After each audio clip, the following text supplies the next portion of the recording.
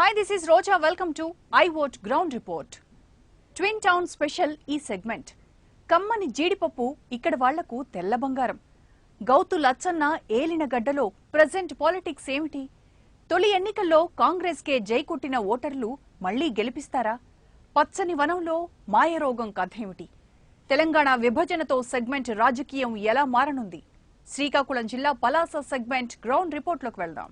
నా పేరు శివనాగరాజు. ప్రస్తుతం మనం శ్రీకాకుళం జిల్లా పలాసలో ఉన్నాం. జీడి పరిశ్రమ పెట్టింది పేరు పలాస. అదే కాదు, కిడ్నీ సమస్యలతో బాధపడేటువంటి వజ్రపు కత్తూరు మండలం కూడా ఈ నియోజకవర్గంలోనే ఉంది. ఇంకోవైపు ఉద్దానంలో సాగునీటి ప్రాజెక్టు కోసం ప్రజలు సతమతమవుతున్నారు.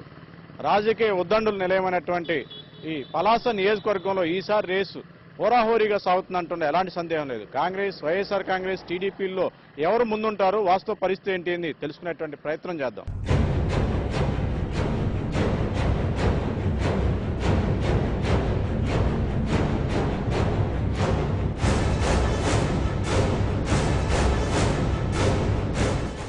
జీడిపప్పు లాంటి పలాస స్టోరీ చూసే ముందు పొలిటికల్ ప్రొఫైల్ చూద్దాం.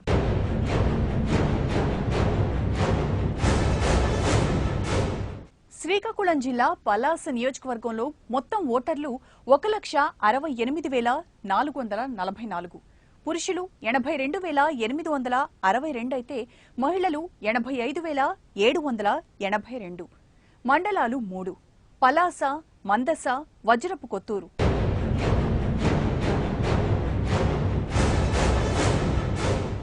సముద్రము, ఏజెన్సీ అడవులు, మధ్య కొబ్బరి చెట్ల కోనసీమ సీన్.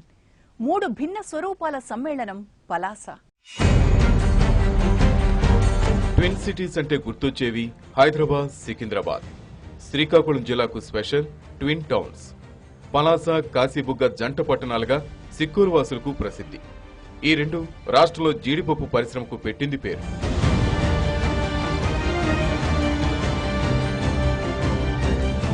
గతంలో వీటి మధ్య కిలోమీటర్ ఖాళీ ప్రదేశం ఉంటే ఆపై విస్తరించి రెండూ ఏకమైపోయాయి. NH-16 మీదుగా శ్రీకాకుళం నుంచి ఒరిస్సాలోని బరంపూర్ వెళ్లాలంటే ఖచ్చితంగా పలాస టచ్ చేయాల్సిందే.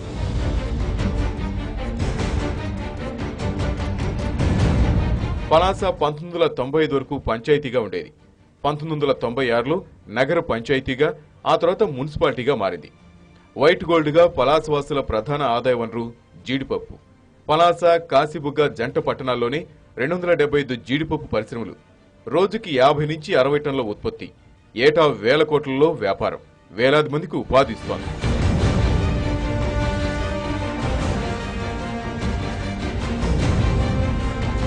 ఇక గోదావరి జిల్లాకు కోనసీమ ఎలాగో సిక్కోలకు ఉద్దానం అలా. పచ్చని ఉద్యానవనం లాంటి ఈ ప్రాంతం పలాస సెగ్మెంట్లోనూ విస్తరించింది. ఉద్దానంలోకి వజ్రపు కొత్తూరులోని కొన్ని గ్రామాలు వస్తాయి. ఇక్కడి ప్రకృతి సౌందర్యం అప్పట్లో బ్రిటిష్ వాళ్ళను ఎంతో ఆకట్టుకుందట. పలాస ఒకప్పుడు మావోయిస్టులకు కేంద్రంగా ఉండేది. పలాస జీడిపప్పు కర్మాగారాలను బాంబులు పెట్టి పేల్చేసిన ఘటనలు ఉన్నాయి. ఈ సెగ్మెంట్లోని గిరిజనులు ఒరిస్సా సంప్రదాయాలు కనిపిస్తాయి. ఈస్ట్ కోస్ట్ రైల్వే జోన్లోకి వచ్చే పలాసలో బ్రిటిష్ కాలం నుంచి రైలు రవాణా ఓ వెసులుబాటు. 2009 ఎన్నికలతో ఎంట్రీ ఇచ్చింది పలాస. అయితే గౌతు లచ్చన్న వంటి నాయకుల గడ్డ ఇది. తొలి విడతే కాంగ్రెస్ కు పట్టం కట్టింది.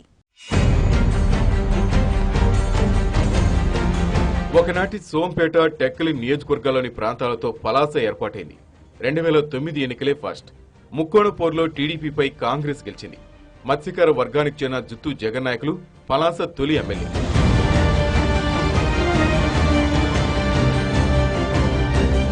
పూర్వపు సోంపేట కేంద్రంగా స్వతంత్ర సమరయోధుడు, మాజీ మంత్రి గౌతు లచ్చన్న ప్రజాసేవ చేశారు. 5 సార్లు ఎమ్మెల్యేగా పలాస గడ్డను ఏలారు. మంత్రిగాను ఎంతో అభివృద్ధి చేశారు.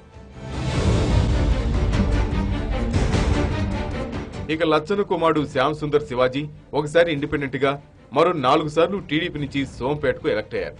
2009లో పలాసకొచ్చి ఓడిపోయారు. ప్రజారాజ్యం పార్టీని పలాస ఓటర్లు బాగానే ఆదరించారు. 2009లో ఆ పార్టీకి 20,000కు పైగా ఓట్లు వచ్చాయి. ఇక శ్రీకాకుళం ఎంపీ సెగ్మెంట్లోనూ కాంగ్రెస్ అభ్యర్థి కేంద్ర మంత్రి కిల్లి కృపారాణికే మెజార్టీ వచ్చింది. ప్రకృతి ఒడిలో పేదల కిడ్నీలకు గ్యారంటీ లేకుండా పోయిందా?